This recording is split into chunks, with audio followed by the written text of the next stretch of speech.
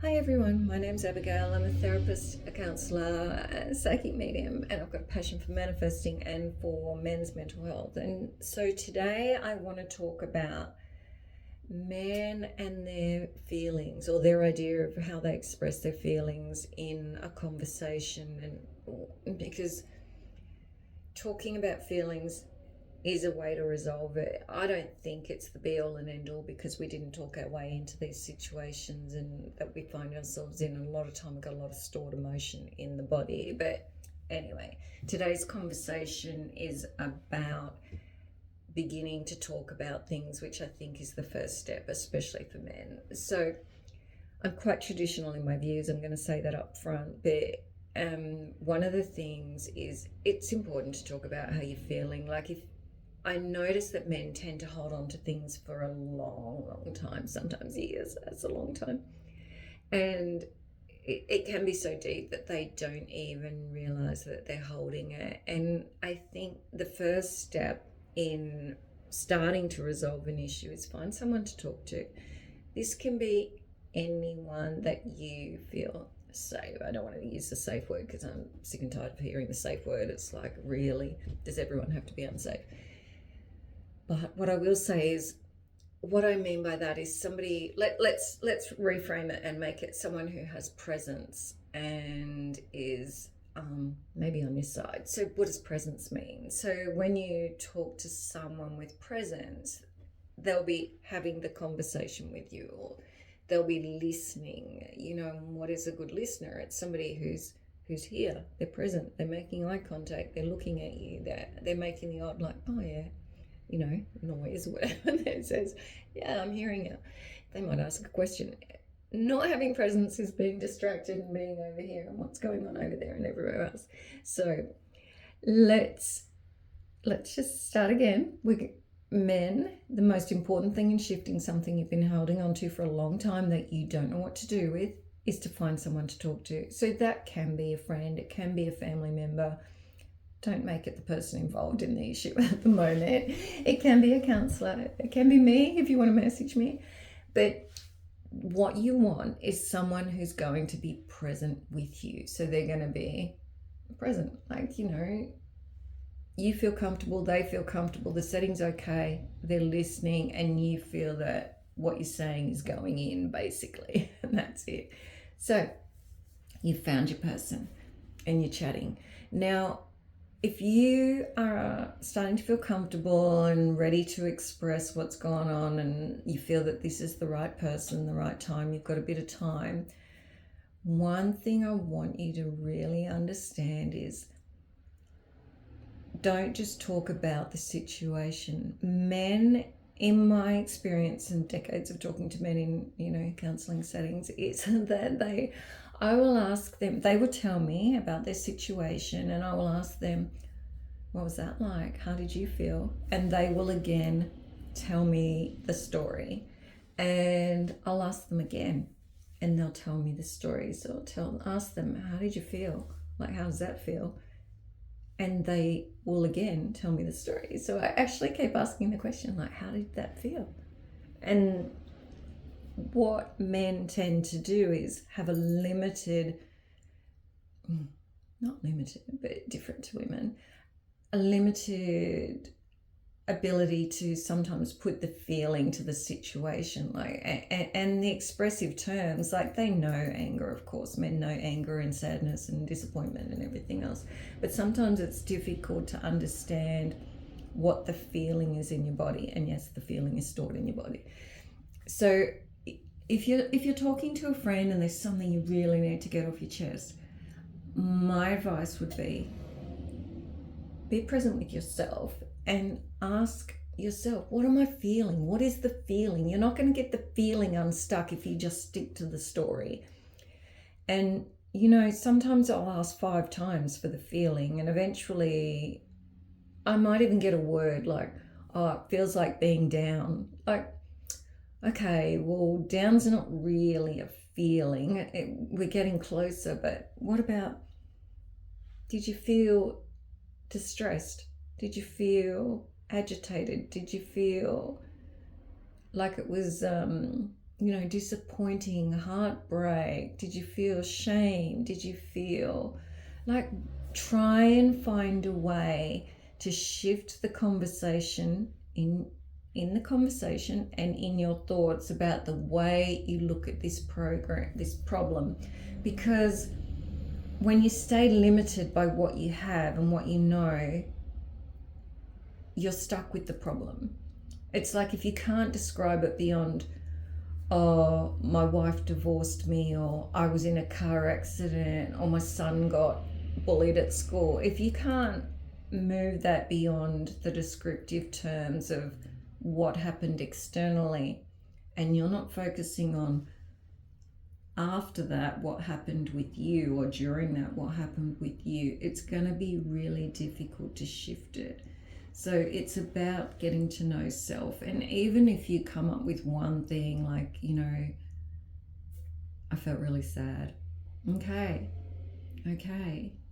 That's at least a term. And I'm not saying all men can't do this, but it's quite common in my experience that men get stuck in the story because they are practical and they are driven by the external world, not the internal world. And so I think it's really important if you can find one feeling, and then at some point, one feeling is often good enough. One feeling is take that away and be alone and focus on that one feeling, like really start to process that one feeling. And it is in your body, but can you find it?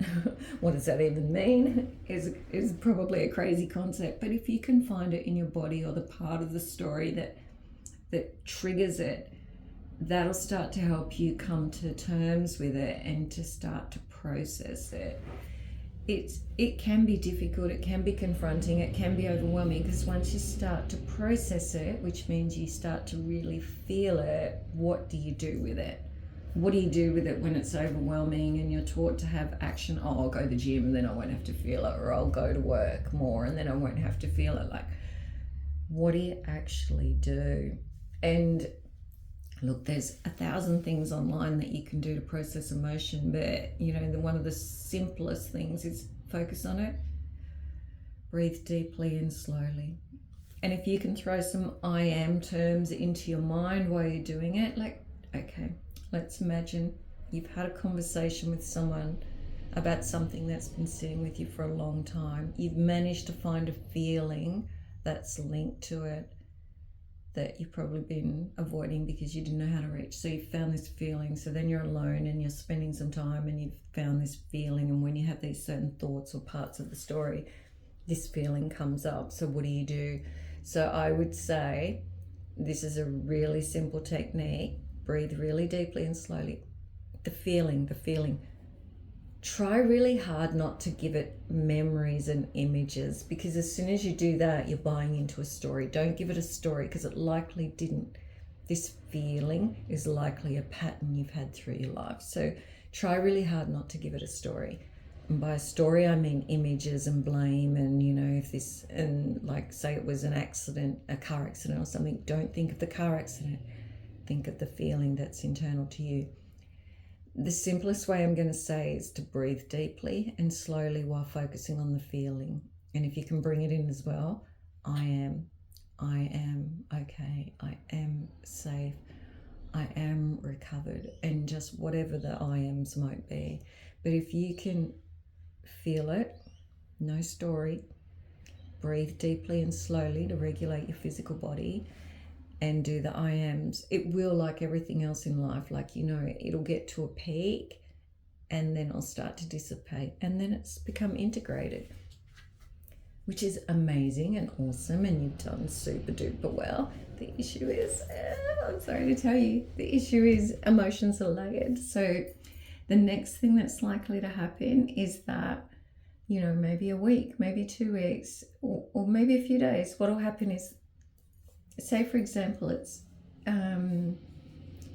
was anger. Say it was anger and it was this overwhelming anger, and you've managed to do this breathing exercise a few times and you've got this anger down. Don't be surprised if underneath that there's either sadness or disappointment. And so that's the next layer that you have to process out. So you have to do the same thing, but just with the new emotion. And what you'll start to notice if you pay attention is if you go back to your trusted person at some point, talk about your story of whatever it was that happened that you have been struggling with, you'll use different words because you won't have the same story about it anymore, because the emotion that held it in place in your mind and body won't be there anymore.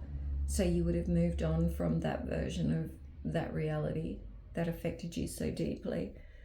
So, quick recap. If you've got something that's been sitting with you for a long time and you're not sure how to manage it, firstly, find someone to talk to, someone who's trusted. So what is a trusted person? There's someone who you feel comfortable with, who you can say whatever, do whatever, but they're going to give you presence. So presence is them being attentive, being with you, eye contact, focus, making appropriate sort of gestures or noises like, oh yeah, so that you know that they're with you and they understand that this is serious for you to talk about. Then the next thing, and it doesn't matter if it's male or female, whatever, probably male would be good, but the next thing is to start to notice or pick up even after or during that conversation some type of feeling that you feel about that story. So if it's a divorce, maybe it's deep disappointment. Maybe you haven't been able to move on because there's this deep disappointment inside that maybe or there's shame or there's blame or there's whatever there might be. And I want you to take this emotion, and when you're alone or got the time, you need to feel it. No story with it, so just the feeling. No images, no ex-wife, no this, no that, just the feeling. And you need to feel it, and you need to give it the time and space to come up in your body. Breathe deeply, slowly, and allow it. Just allow it. It's gonna hurt. It's gonna hurt. If you're doing it right, it's going to hurt because this is what's been held in your body all this time. But if you can allow it the light of day and not suppress it, it'll come up and it'll slowly peak down, and it'll integrate into your body. So it's worth doing. It's so worth doing because it's freeing and it becomes part of your life. And it's also really heavy, like negative emotions are really heavy. So if you've been carrying this a long time, you might always have a lack of energy or you're depressed or whatever, but you want to shift it and move it because this heavy emotion needs to go.